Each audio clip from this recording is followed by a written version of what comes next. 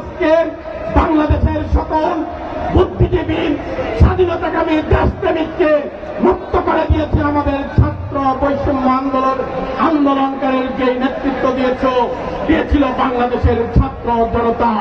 আমি তাদেরকে কুমিল্লার মাটিতে সাধুবাদ জানাচ্ছি।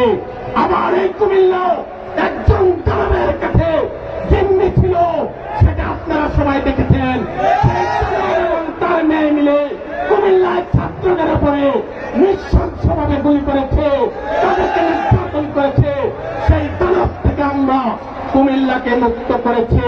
তারা এখন ওই ভারতের একটা আশ্রয় নিয়েছে, ভারতে গিয়ে আমাদের কাছে পানি ছেড়ে দিয়েছে।